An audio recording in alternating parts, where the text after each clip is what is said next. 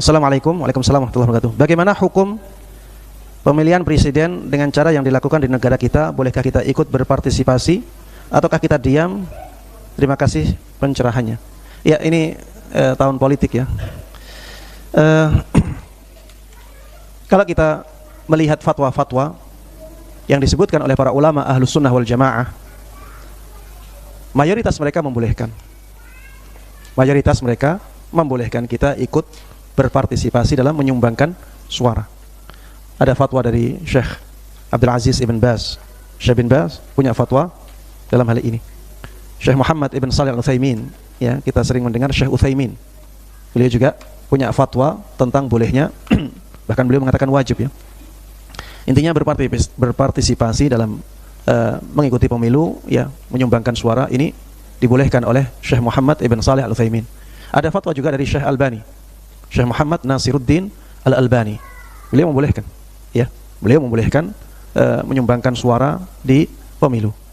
Ada fatwa juga dari Syekh Abdul Muhsin Al-Abbad, ulama hadis yang paling senior di kota Nabi sallallahu alaihi wasallam.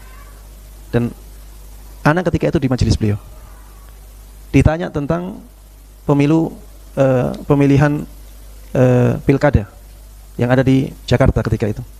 Ditanyakan kepada Syekh Abdul Muhsin Al-Abbad dan beliau menjawab boleh. Beliau menjawab boleh, ya.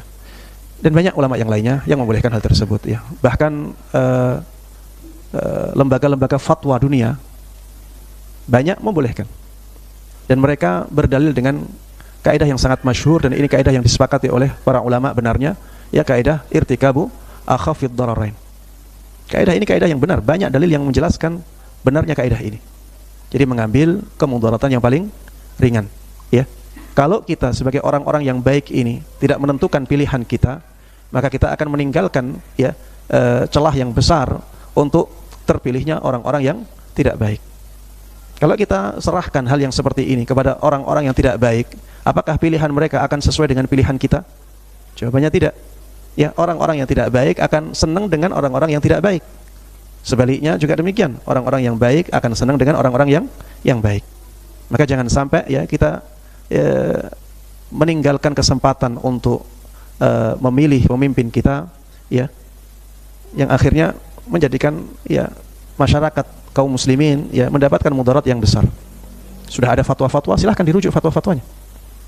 Dan fatwa-fatwa tersebut bukan untuk Saudi, ya, bukan untuk Saudi Arabia, karena di Saudi nggak ada pemilu.